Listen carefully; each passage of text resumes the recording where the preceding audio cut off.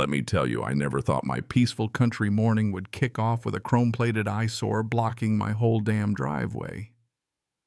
But that's exactly what happened. Picture this. You're standing there, mug of coffee in hand, expecting to hear maybe birds, maybe a squirrel knocking something off the porch rail. Instead, bam.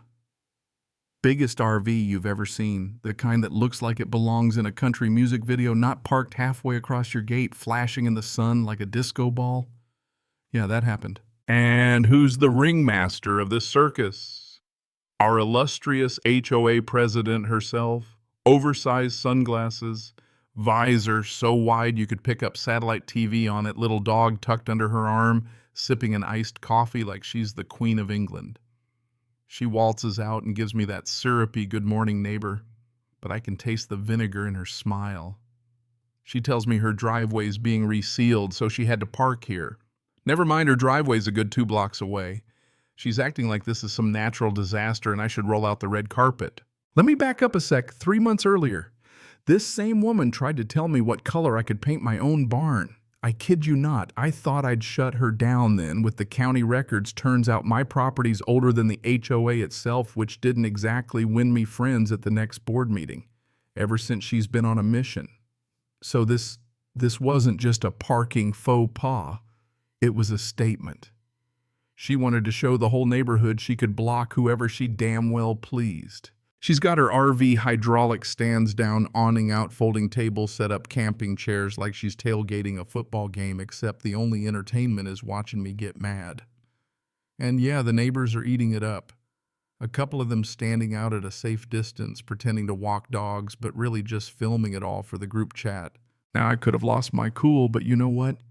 I've been through worse than a power-drunk HOA president. I just leaned on the fence, tried being polite at least for about 10 seconds, reminded her that this is my gate, my driveway, my land.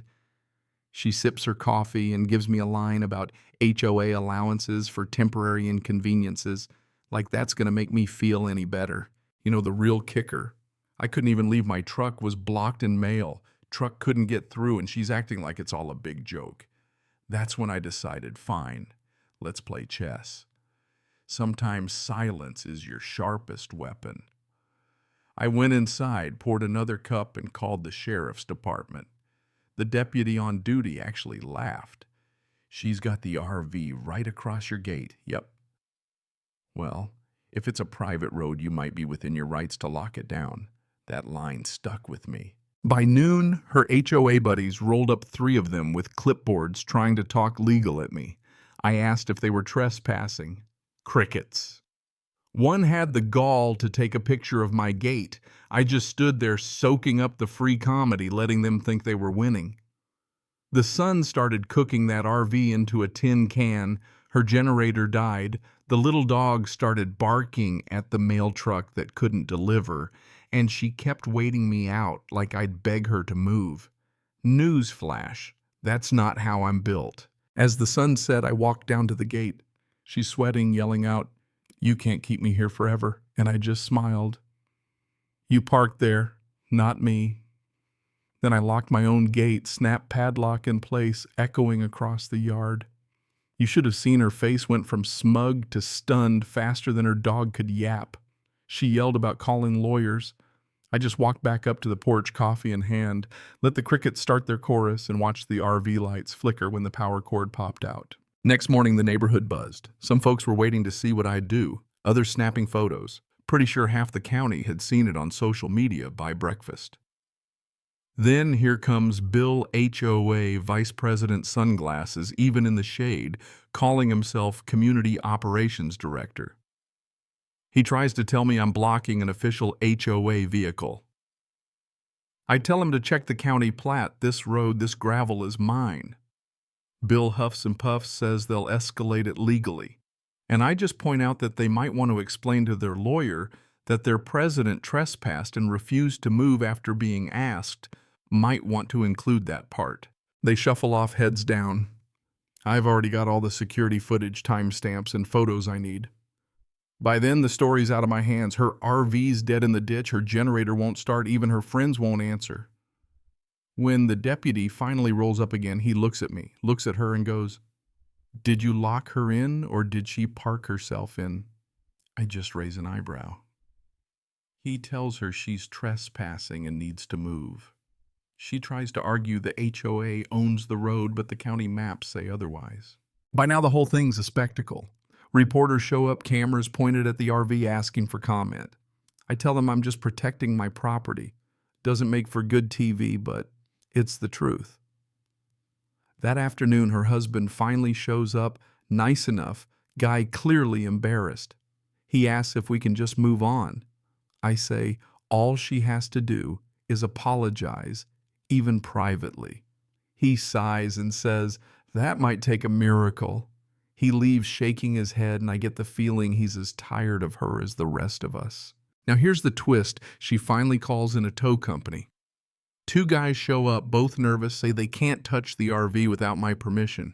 I say, "You have it. The RV's so heavy, it sinks into the ditch, really stuck now." She screams, but nobody listens. The tow guys just shrug, drive away. She's got no power, no way out, no allies, and suddenly the HOA queen is just another neighbor trapped by her own ego. Over the next day or two, the memes start flying. Drone shots of her RV captions like breaking HOA Law 101. Half the internet's rooting for me, half calling her the poster child for every overreaching HOA in America. Meanwhile, the board holds an emergency meeting. Neighbors want her out, want an apology. I don't even go figured I'd had enough drama for a decade. But that night I watched the stream. One after another, people call her reckless, selfish, a disgrace to the community. The board votes her out just like that. A few days later, she moves out, quietly, no goodbyes, no help packing. I stand behind my gate watching her drive away, sunglasses hiding her eyes. No anger left in me, just quiet. I hang a sign on the gate, private drive. Respect boundaries, not a threat, just a promise. For the first time in months, the air feels light. The engines I hear are my own, and my land is peaceful again. Of course, the story won't die. I get a letter from her husband thanking me for my restraint, saying the whole mess broke their marriage. A few nights later, someone hangs a photo on my gate, her RV in the ditch. Remember scrawled in red, I burn it, let the ashes blow away. The road looks bigger without her. Grass grows over the tire ruts, nature doing what it does, moving on. Soon the neighborhood starts acting like a real community. New HOA board, no more lectures, just picnics and folks borrowing tools. People paint their mailboxes whatever color they want. Even get a visit from a woman representing another HOA wants to learn from our mistakes. I tell her, don't mistake authority for ownership. Folks don't live under you, they live beside you. She writes it down, nods. Maybe it'll help. You know, the whole thing changed me, not in a bitter way, but in a real grounded way. I learned that real strength isn't in shouting the loudest, but in standing still calm, letting folks show who they really are. Sometimes the quietest refusal can topple the biggest ego. I kept the letter she sent me later, said she was wrong starting over in another state, learning to let go. Maybe people can change, maybe not. Either way, I'm good. So now I sit on my porch, dog at my feet, wind blowing through the grass. The gate's still there, chain thicker than before, sign hanging straight.